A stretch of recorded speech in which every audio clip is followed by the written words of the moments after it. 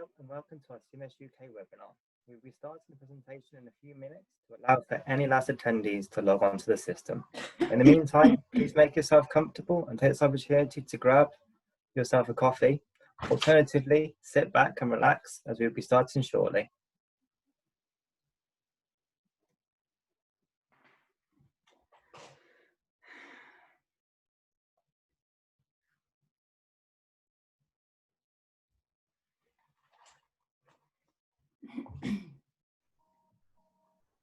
Hold on, Chris, I don't know if it's broadcasting. It says it's not broadcasting.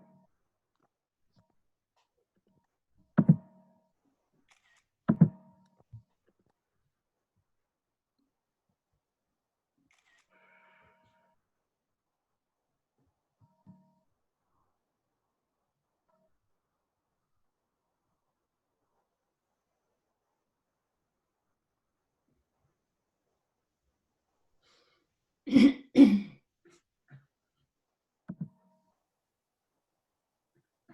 we are broadcasting, Katie. Okay, hold on. I will turn off my mute and I will pass over to Katie. Hello and welcome to our CMSUK webinar. We will be starting the presentation in a few minutes to allow for any last attendees to log onto the system.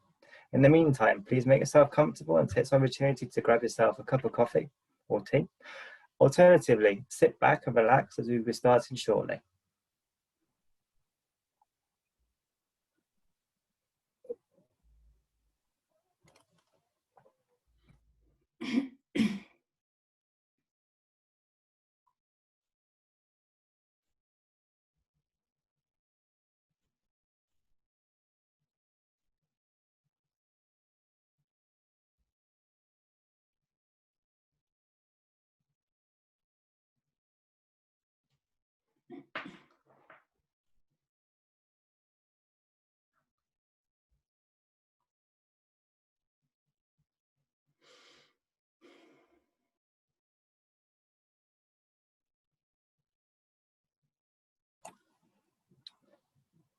Hello and welcome to this webinar entitled Vocational Rehabilitation for Those Living with a Serious Injury during COVID-19.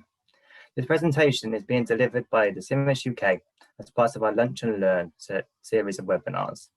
These webinars are offered free of charge to all of our members. My name is Chris Mayle and I'm a member of the CMSUK Events Committee. We will be starting the session shortly, but first I would like to run through a little housekeeping. All attendees will enter the webinar in listen-only mode, so please don't worry if you can't make yourself heard. As long as you can hear me and you can see the presentation on your screen, that's all you need. The presentation will last approximately 40 minutes, and this will be followed by a short question and answer session. Questions can be raised throughout the session using the Q&A panel in the Zoom software that you can see on the bottom of your screen. And these will be read out by myself during after the presentation. Please note this webinar is recorded and handouts will be made available after the session. At the end of the presentation today, you will be asked to complete a feedback form. So we'll be very grateful if you could take the time to complete this so we can continue to improve our webinar series for our members. Attendance certificates will be made available after the session and should be requested by completing the feedback form. So I would now like to take the opportunity to welcome our speaker, Katya Halsall. Katya is a director of the Voc Rehab UK, a leading provider of vocational services in the UK. Katya has more than 20 years of experience in the vocational rehabilitation field and works with clients with a wide variety of physical, cognitive and psychological impairments. Katya's company, Voc Rehab UK, provides independent vocational services for the legal profession, injury insurers, income protection insurers and rehabilitation case managers. I'm now going to pass you on to Katya to start her presentation. Thank you, Chris, and welcome everyone. I'm very grateful that so many people can join us here today. Before I do my talk, however, I want to share with you how my day has started today. It's got nothing to do with the topic of this presentation, but I want to let you know that I rescued a life this morning. Yes. I went for my morning run and I went running along a local canal. And then when I saw a dog in the water, The dog's distressed owner could not pull the dog out all by herself. I had to stop and help. So I rescued a dog's life this morning, and I saved the dog's owner from a heartache. What a drama.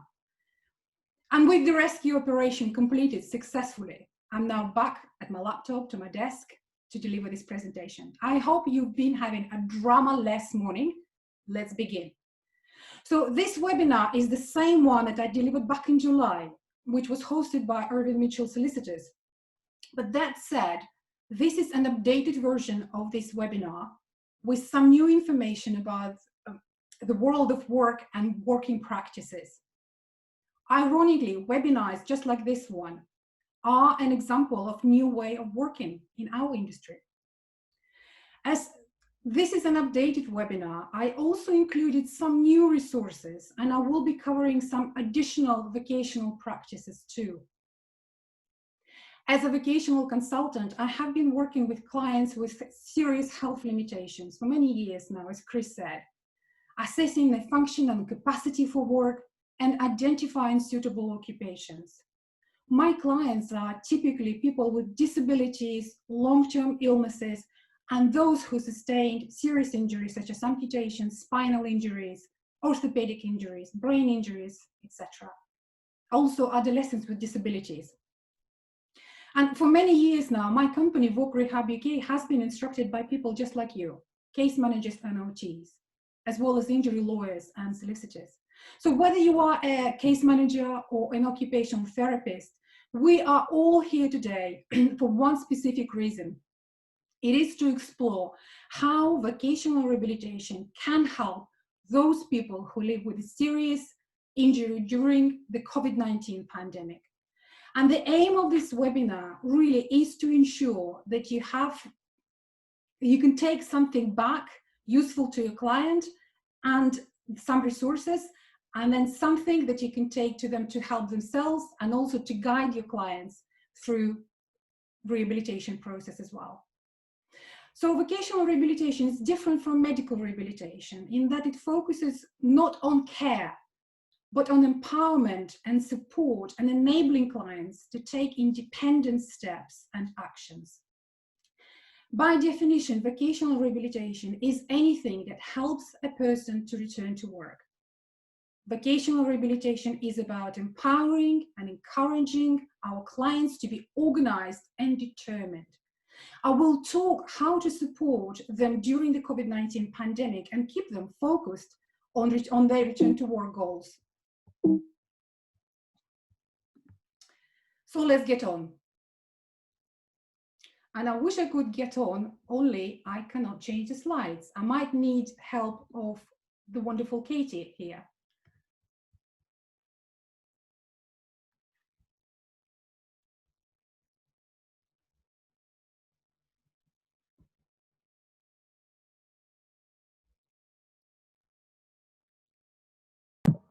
Okay, Katya, can you see down the side at the bottom? There should be some buttons where you can scroll along. No, I don't have any buttons. I can scroll along if you'd prefer. Let me just double check I can do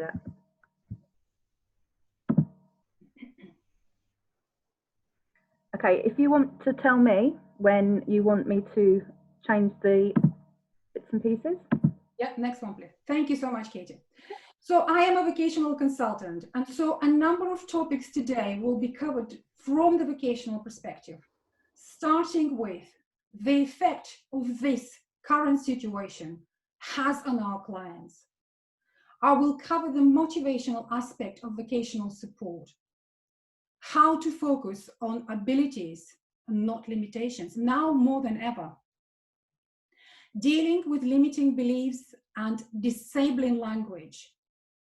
I will talk about the changing job market. There will be some tips for your clients on how to think effectively, differently, in order to prepare for returning to work.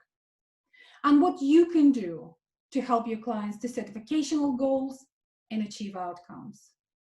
There will be resources to take back to your clients on refresher, volunteering, learning new skills. Indeed, our clients can be affected by negative news stories we all have seen in recent days. Coronavirus is likely to result in the highest number of unemployed people in a generation.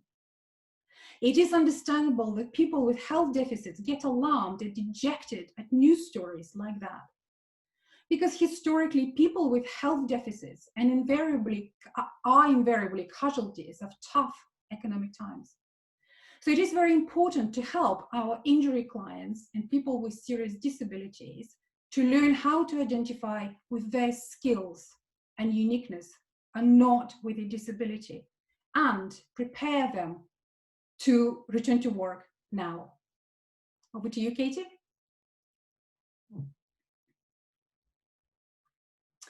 So first of all, let's set expectations. This webinar is for you and your clients who wants to return to work and who needs support.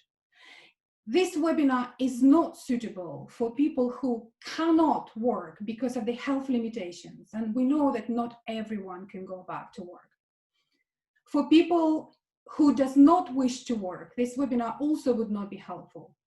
Perhaps after a serious injury, their life has taken into new direction, new dimension.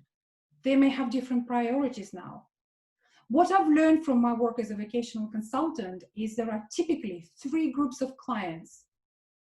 Group number 1, these are the people who want to be motivated and do know how to do it. They're quite good at setting goals for themselves and taking independent actions. They require very little support. Group number 2 are the clients who are not motivated and are not interested in being motivated and help to get back to work. We can't help them. Group number 3 are the clients who do want to go back to work and who do want to be motivated but simply don't know how to go about it. And so these are the typical vocational rehabilitation clients that come our way.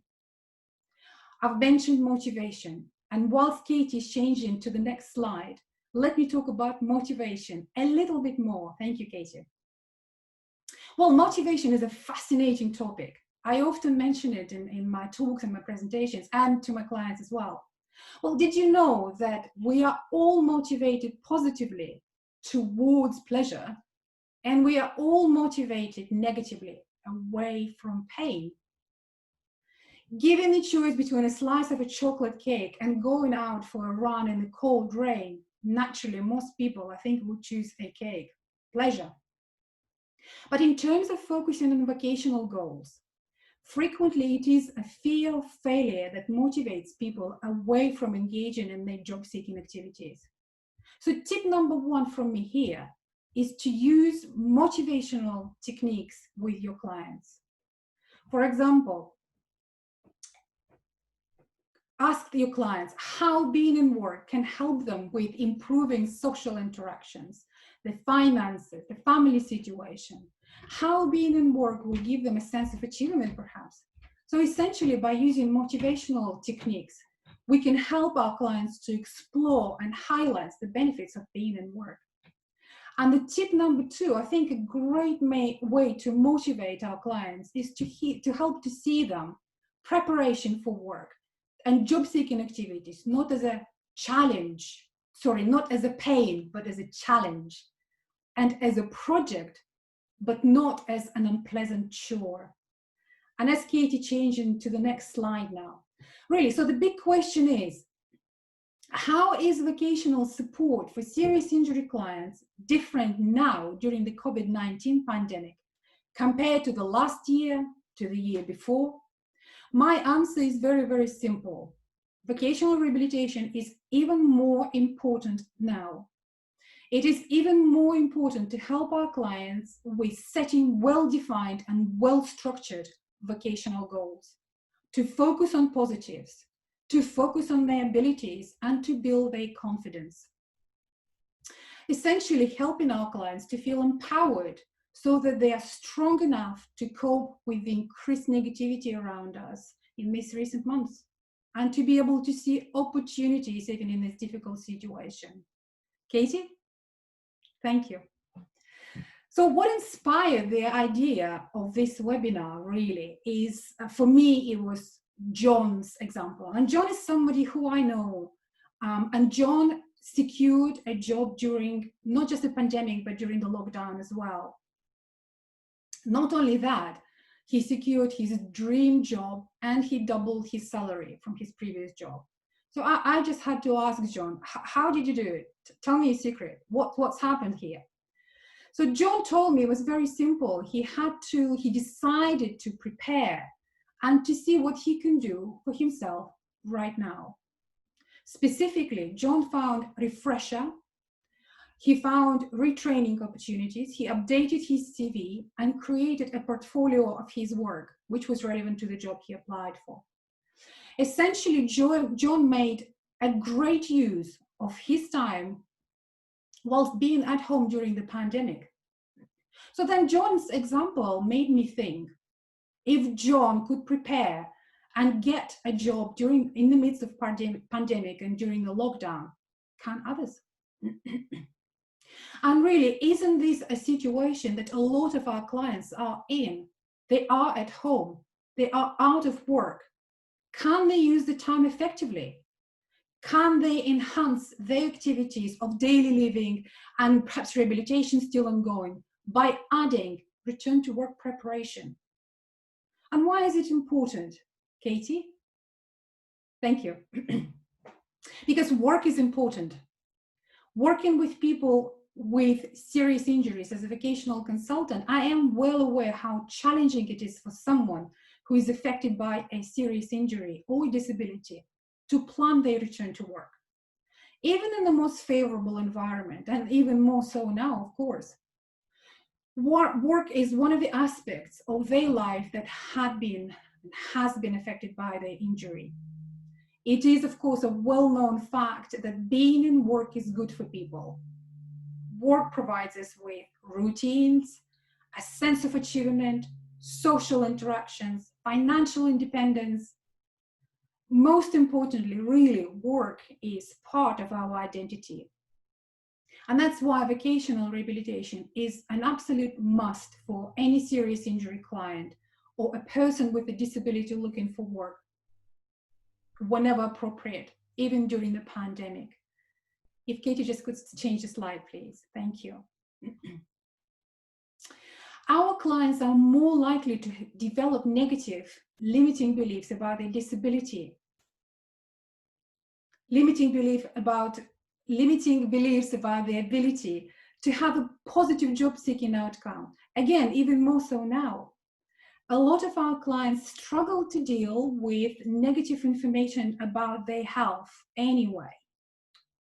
And I often come across of negative, disabling language that is used around serious injury client by a doctor or by their significant other. For example, this is a very bad injury. You cannot work. Added to this, they now have to deal with the negative news about the pandemic too, job losses. And this is just too much for so many people.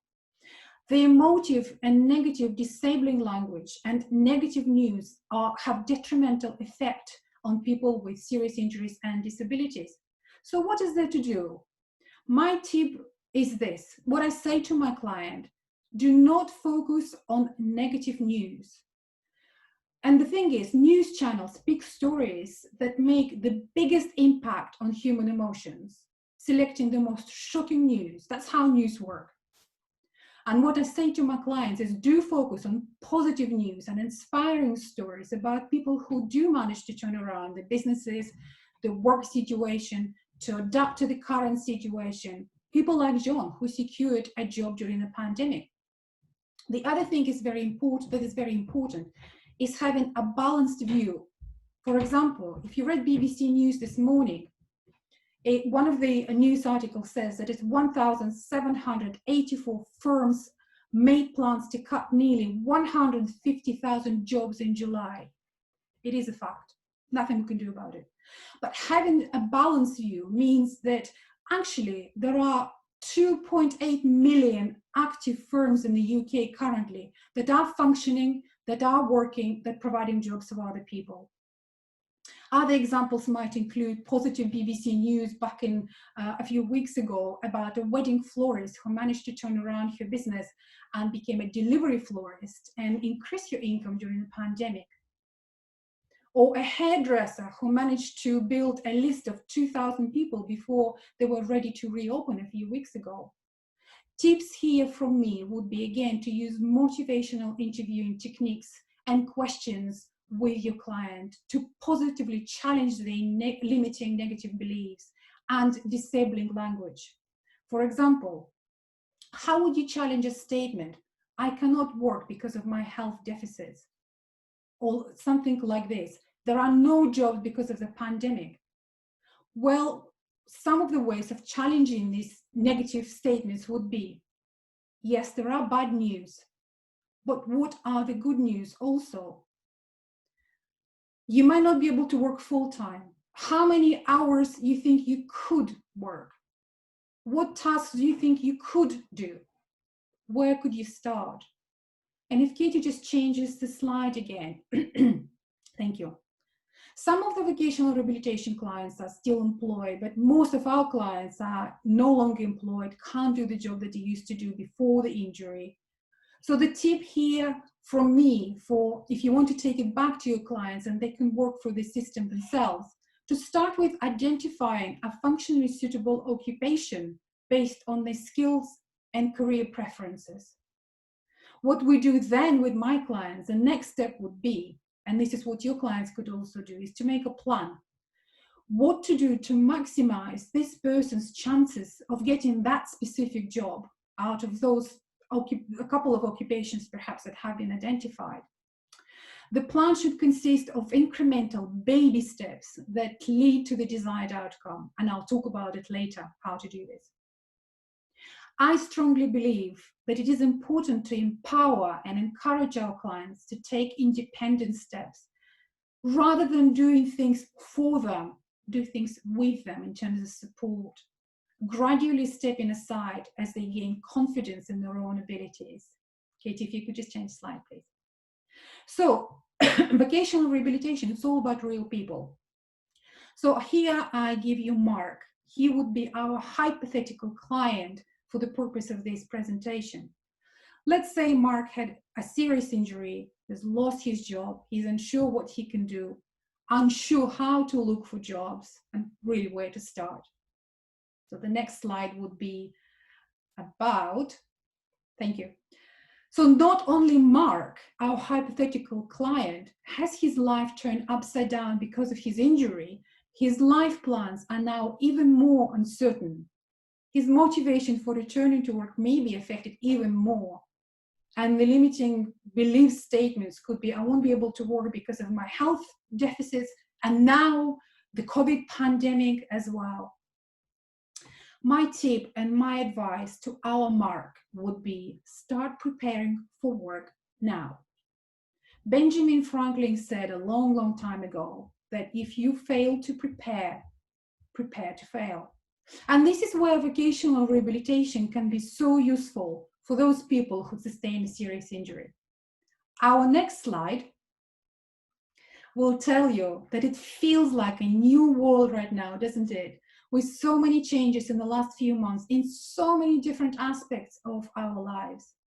Now, during the pandemic, we need to be talking to Mark, our hypothetical client, about how he can plan his return to work, what resources he could use, and there are many. Encourage Mark to explore and seize the opportunities around him.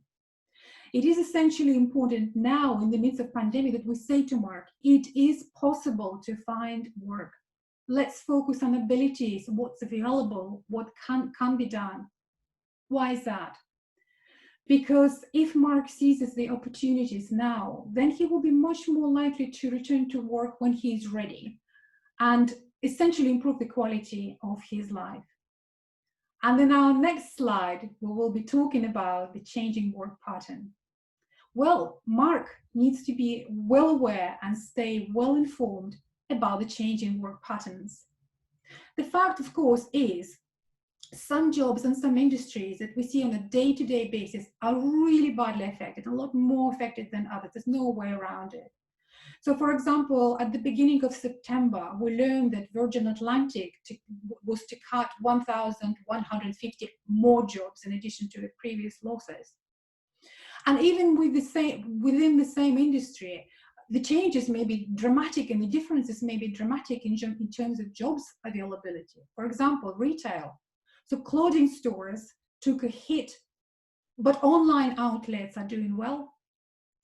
A few days ago, Coop announced that they are creating 1,000 jobs and opening 50 new stores, a grocery store. In August this year, Currys PC World had to cut managerial jobs, but they are saying that online sales are rising. In August, jobs under threats were related to things, to businesses such as high street shops and non-food retail, pubs and restaurants, the events industry, beauticians and airlines. However, there were also rising job opportunities within IT and digital technology. Warehouse pickers were required a lot, delivery drivers, supermarket, grocery retail workers, lorry drivers, and cleaners, for example. So we can see this, having this balanced view about some jobs being less available and some jobs being more available as well. The most recent statistics now show areas with high proportion of workers in struggling sectors such as aviation, retail, and manufacturing. This means, of course, less jobs and more redundancies.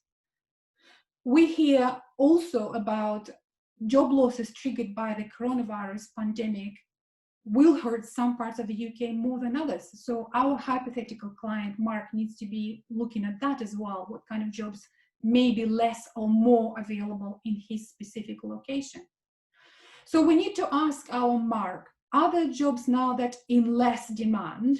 So maybe staying clear from jobs like jobs in the travel industry, travel consultant maybe. It is important to know that some jobs now in more demand than ever, as I mentioned before, and some industries may be recruiting more. And I guess it would be fair to say that there are more jobs available online that are done online and from home. The question here that probably we can't answer now, but it's worth asking, will we be working from home more going forward? Will we be less traveling in the future? But you know what? Interestingly enough, could this be to an advantage to some of our clients who are affected by health limitations? For people who have skills and abilities but have limited mobility, may be unable to drive, maybe working from home and less travel will be beneficial for people who suffer from fatigue and need pacing themselves. Perhaps for those who would struggle to concentrate in an office environment but could do some work from home. Our next slide is my quote from Michelle Obama's book, Becoming. And the quote is, "A failure is a feeling before it becomes an actual outcome." I love this quote. And during the pandemic, vocational rehabilitation can help injury clients to focus on positive job seeking and preparation for work, and really preventing this feeling of failure becoming a real thing. My next slide will be about helping Mark to think differently, to be successful. The tips are here on the screen for you. So for me, the first thing I do with my clients is to help them to see that they have a choice. And that's very, very important. Because for our Mark, if Mark says to himself that he cannot do something, for example, I will never work, nor will we employ a person with a health deficit, then you can see that there is no room for anything positive in this statement. The statement is very negative. That's it, full stop. And so the tip here would be to help Mark to reframe and to rephrase the way that Mark describes his situation, shifting from the negative state to a state that allows choices and different outcomes.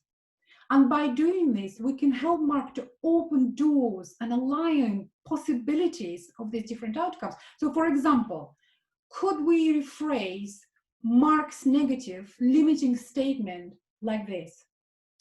I have a health limitation However, I also have skills that would be valuable in the workplace.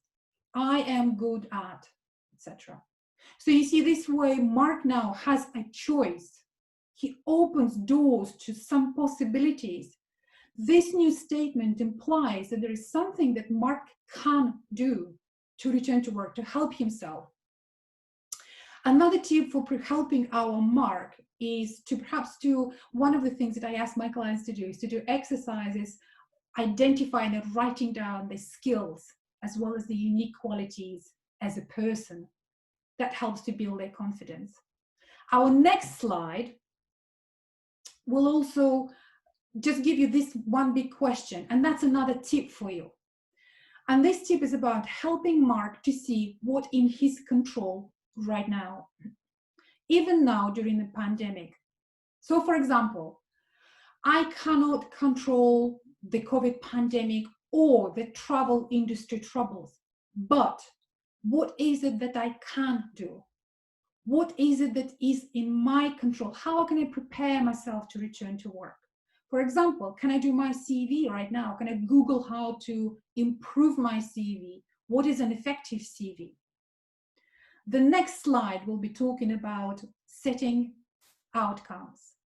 For any vocational intervention, first of all, setting an outcome, what needs to be achieved, is a must. Otherwise, there will be no direction, and everything we do with our clients will be just a chat, unstructured, and without achieving particular things.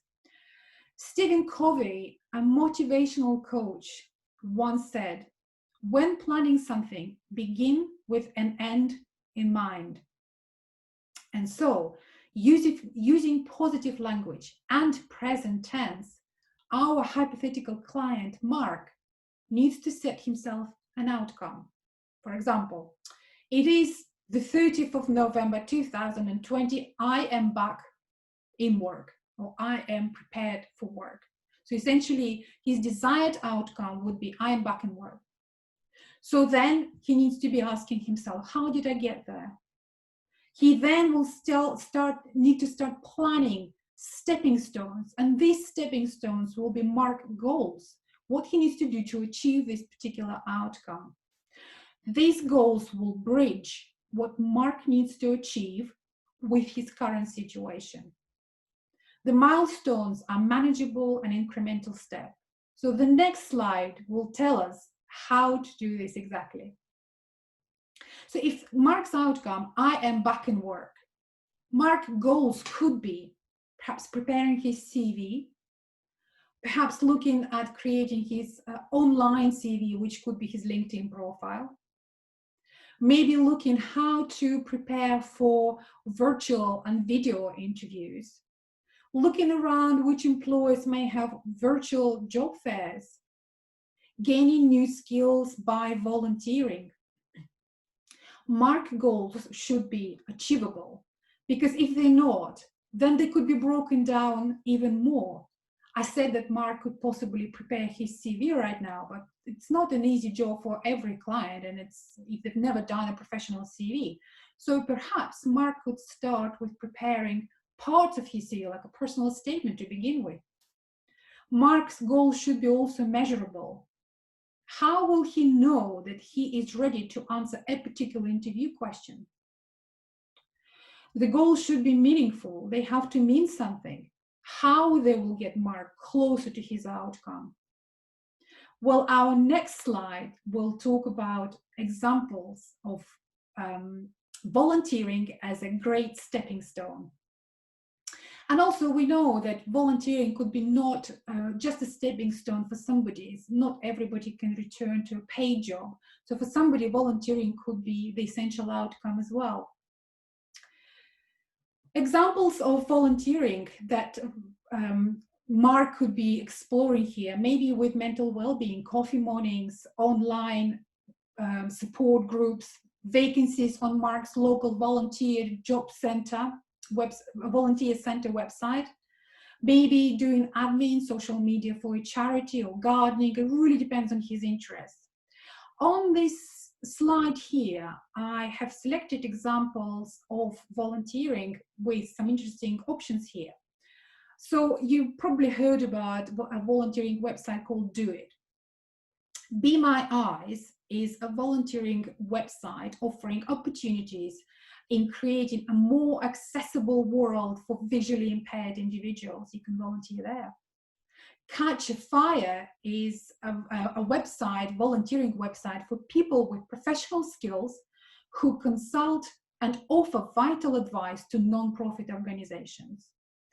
School in the Cloud offers volunteering in creating online self-organized learning environments.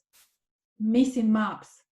Here, volunteers help by mapping out areas where crisis teams and humanitarian organizations are trying to meet the needs of vulnerable communities and respond to disasters. So the tasks of a volunteer would involve something like looking at satellite images on their computer and then adding buildings and roads to maps. How about that? Zoo Universe volunteers participate in research projects such as arts and history, physics and literature, space and social sciences. Grow Movement helps budding new businesses in developing countries. Once you complete 12 mentoring sessions, you'll be able to mentor new businesses on improving their business performance. Crisis text line volunteers answer texts from people in crisis. They receive first of all a 30-hour training to help them to navigate through crisis intervention. Learning Alice supports students with learning disabilities and difficulties such as dyslexia and visual impairments as well. So really, volunteering during the COVID pandemic can help to improve Mark's skills, provide a sense of satisfaction and achievement helping others, and enhance his CV. Plus, some of these options offer free training as well. Our next slide will be giving you some information about know-how.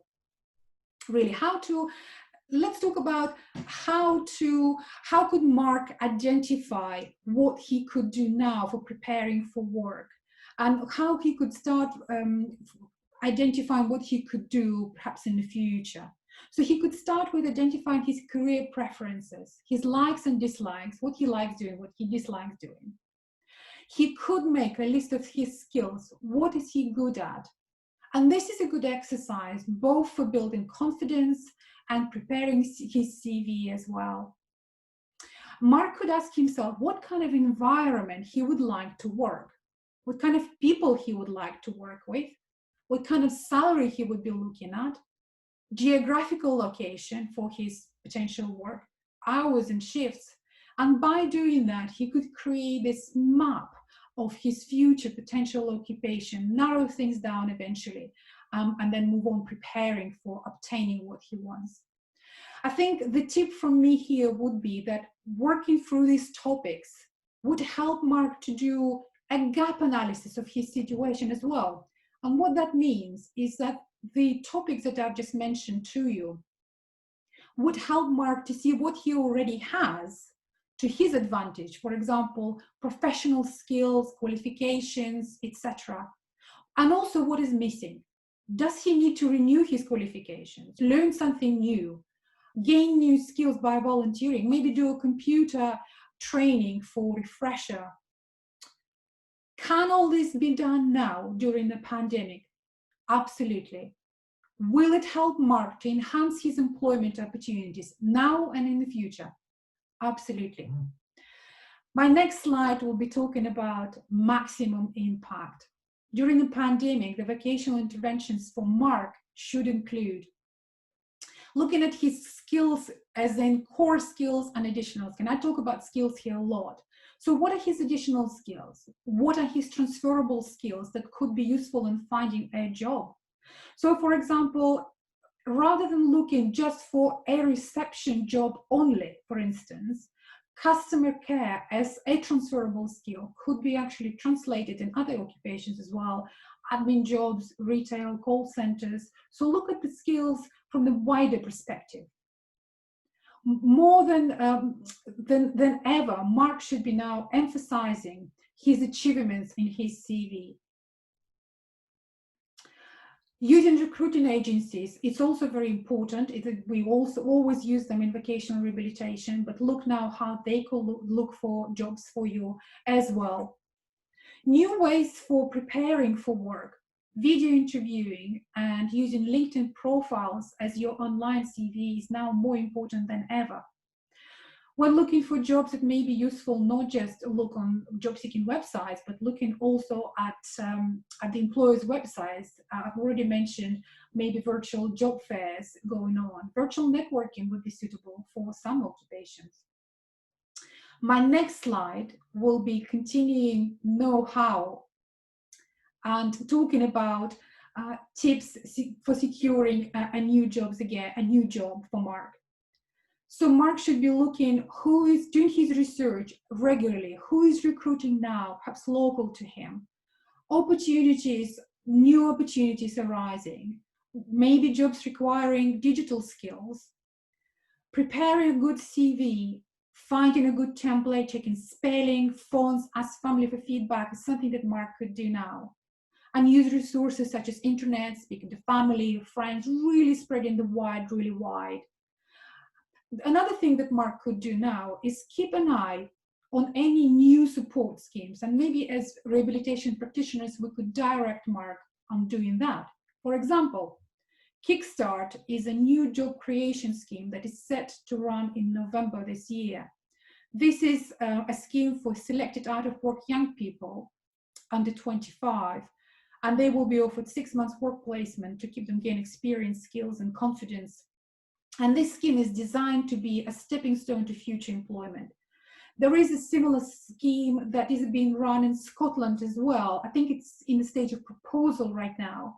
But this one is to be guaranteed an opportunity at university or college, an apprenticeship program, employment including work experience, or participating in a formal volunteering program for a young person. Did you hear that nursing apprenticeships, for example, having been given funding of additional 172 million right now as well? And the next slide will be talking about resources specifically. Thank you, Katie. So on the screen here, there's a lot of resources online could be found on many different topics. I suggest we keep it simple for our clients, and I suggest that they research Microsoft Office CV templates, Etsy CV templates, a little bit more fancier, interesting as well. The National Career Service has good guidance on their website, how to write a CV, how to prepare for an interview. And in terms of training and refresher, it's astonishing how many resources are around available and maybe not well known. And I discover all of them as I do research for my clients, identifying suitable occupations and training and refresher. And this, here on the screen, you can see training providers here. They offer training, free courses, and low cost courses as well, online and distant learning in business and finance, accounting, self-development, IT and software, office productivity, design, marketing, lifestyle, photography, health, fitness, music, and teaching. Did you know that Microsoft committed to helping 25 million people to acquire new digital skills to help them with their skills during the pandemic? In addition, what is not on this slide here, it's my recent addition to this presentation, is that the Open University offers free courses. Did you know about that? And the topics are health, sport and psychology, education and development, history and arts, languages, money and business, nature and environment, science, maths and technology, society, politics and law. Amazing. Many colleges, of course, now offer more and more online and distant learning opportunities as well. My next slide will just have this one sentence here. For Mark, the COVID-19 is not the time to do nothing. It's essential that he focuses on his abilities and not his limitations. For Mark, the COVID-19 pandemic is the time to focus on his abilities. What he can do right now, today, So the next slide will talk about how to break it all down, really.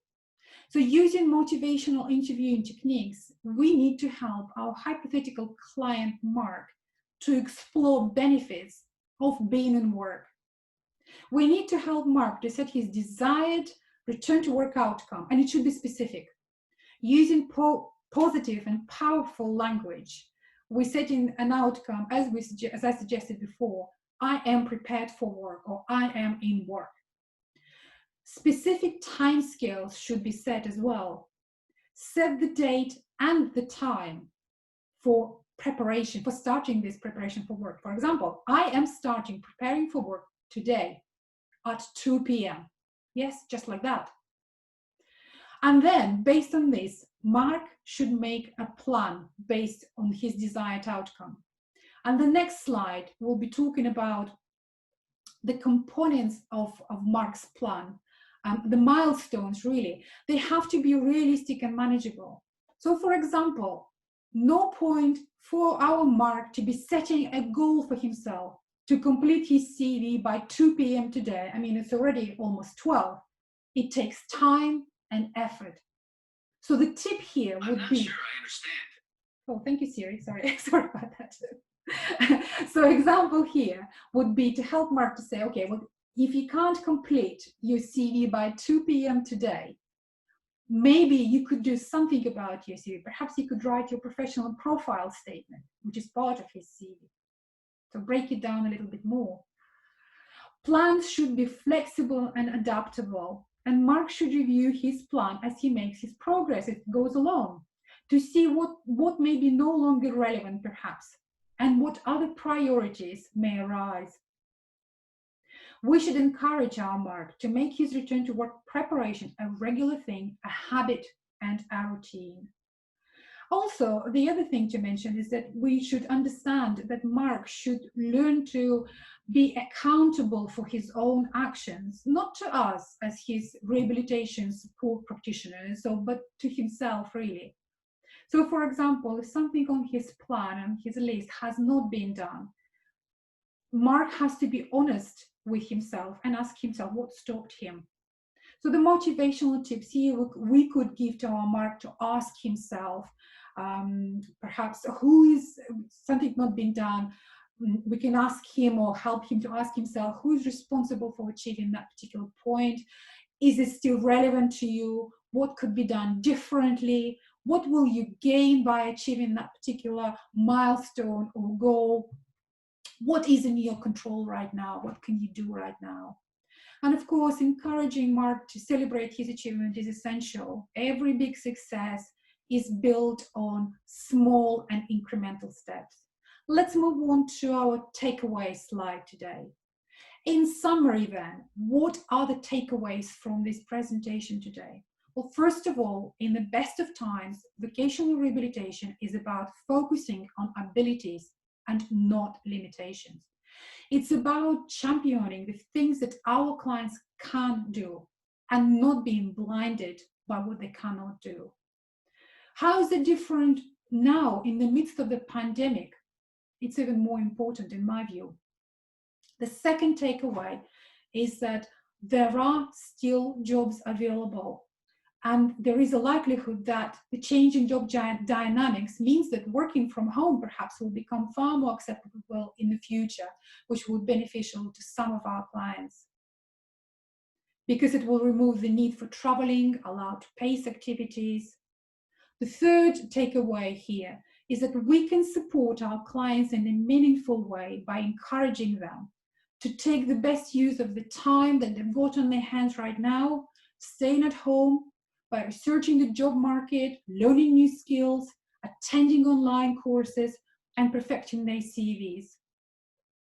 My next slide shows 3 pictures here.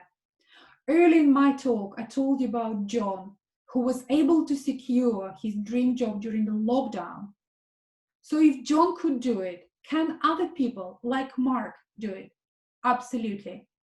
Can vocational rehabilitation be helpful to those clients who were living with a serious injury during the pandemic? Absolutely. So in the last slide here, that's that's not my slide. In these challenging times, vocational rehabilitation is especially important to have injury clients, just like Mark, to focus on their abilities and help them to plan what they can do now to prepare themselves for returning to work. Thank you.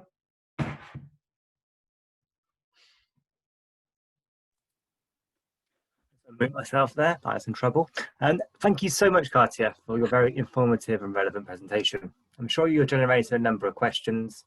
I can see a few on the left of my screen here, which are asked. I've wrongly said that it's in the Q&A section that you need to type your questions. If you type your questions in the chat section instead, then I can ask them to Katya. I can post them to Katya from there. We do have one already though. Do you have any advice for working with clients who don't want to return to work as they believe it will affect the amount they will receive in their settlement? Katya. I think what I would say to that, and it's not uncommon for this situation to happen, I think I will revert back to my comments about motivation. We all have different motivations in life, doing or not doing certain things. Now, we do things because we want to do them. And if somebody does not feel that being in work would be beneficial for them because it will affect the amount of settlement, then this is not the client that we could be forcing and pushing back to work. I don't think it could help. Remember, at the start of my presentation, I was talking about 3 groups of different clients. For people who want to be motivated, who want to be going back to work. By the sound of it, the example of the client here is of somebody who had already made their mind. What I would suggest, you could still try the motivational interviewing with this client, perhaps considering their age, and if they still have a lot of working life in them, that they may be missing on opportunities, but they have to want to go back to work themselves, regardless of the amount of settlement. Brilliant, thank you. Is there at the moment any place for virtual vocational rehabilitation services? I think, yes, absolutely. And even before the COVID situation, you know, we certainly did a lot more. Some of the straightforward return to work assessments online is a great way of helping people back to work, very cost effective as well. Also, all of our vocational case management programs, even before the COVID pandemic, were delivered virtually as well. So I think what's happening now is that we deliver more virtual services, and they work well for many clients, with the exception of perhaps people who are highly anxious and they really need a good rapport to be established with them, and meeting with them face to face. These people may not be suitable for virtual services. Perhaps those people with cognitive limitations as well, they may benefit from meeting with them face to face. Other than that, virtual vocational rehabilitation is fabulous. Good, thank you. And have you got any advice for us as case managers for what we can say to our clients who are worried about going back to work due to the current pandemic? I think that the key here would be, again, to help our clients, and I say our clients because I also have clients just like that, like you case managers will have, is to have this balanced viewpoint on the situation and acknowledge, first of all, I would say that we need to acknowledge the fears and anxieties about going back to work. And yes, there are bad news, as I've covered in my presentation, but there are also good news. Yes, there are firms, what did I say, about 1,300 firms that are making redundancies, but there are 2.8 million firms in the UK that are active. So this, I guess, this is what I do with my clients, to help them to have this balanced point of view, that there are jobs. Also, what may be useful to say is that, look, there will be a lot of people who would decide it's too complicated, I'm not doing it, I'm not going back to work. Well, you could use this opportunity to prepare for work and make sure that you can showcase your skills in a better way than that quite a few other people who decide not to do anything and not to prepare for work. So I would also say, again, I would refer back to my presentation, I would encourage them to focus on their abilities rather than limitations. And interestingly, this is a good question. My clients have divided 50-50%, interestingly enough. Some people saying to me, you know what, it's COVID, nothing's going to happen. You know, let's put the plan, the program, vocational rehabilitation program, case management on hold, don't want to do anything right now. And the other 50% went for it. And I'm thinking about a particular client, not even John's example I'm giving you during this presentation, who was able to, and I now know more than one person who were able to secure a job during the lockdown, and managed to increase her confidence and do a lot of online learning and secure a job. Now, the other thing here could be, you could take back to your clients that perhaps not all of the jobs they may be looking at right now would be the dream job and the most desirable job, but it could be part of the milestone. So to summarize, focusing on abilities rather than limitations, preparation, and looking at the balanced picture as to how things are in terms of the job market, Chris. Thank you. Thank you. And we're running short on time, but just one more question. What support can you offer to someone who doesn't know what sort of job role they want to return to in the future? I think that if these clients, I could just say refer them to me, yay, but it's not possible for all the clients. And if you just want to take some takeaways back to your client, I would say they would need to do, and that's what I do with my clients, a bit of an exercise. Firstly, to identify what they would like to do in terms of preferences, what they like to do, general interests, occupational interests, things like that. What skills they've got from the previous occupations and jobs, from their day-to-day life, from their hobbies, write them down, really work through them. And then I've mentioned, I think already, that they can also have all of what is offered in a particular area, what industries are recruiting right now, and then using all of these topics as filters to filter through occupations, not one, and perhaps not even occupations to begin with, Chris, but rather job industries they may be interested in, have skills in, or some job industries where they could engage in by learning new skills, and really filter things through. And I would suggest to identify at least 4 different job industries and then narrow down to the specific job roles as well. Right, thank you very much. And I'm sure if there's any further questions, if you wouldn't mind if people email you, that'd be okay? Oh, yes, Chris, of course. By all means, it's not always possible to cover everything during these short presentations. Please feel free to get in touch and ask me any questions. Thank you. Thank you very much. So also again, I'd like to thank Katya for her presentation and for taking the time to talk to us today. I'd also like to thank everyone who has joined us. We do hope you enjoyed the webinar. Please do remember to complete our survey at the end of the session, which will allow us to continue to improve our webinar series. Completing this will also allow you to request an attendance certificate for CPD purposes. Lastly, don't forget to watch out for details for further events via our mailing list and on our CMSUK website. Our next webinar is on tackling the challenge of persistent pain, a case manager's perspective, which will be completed on the 25th of September. Also, if you could look out for mailings for our virtual conference, which will be completed between the 11th and the 12th of November this year. We have some fantastic speakers which are signing up, and we're doing a lot of work on that to provide you with a very good virtual conference. As mentioned, further information for all these events is available on the CMSUK website. Thank you again, and we hope to see you again soon. Thank you, everybody. Bye.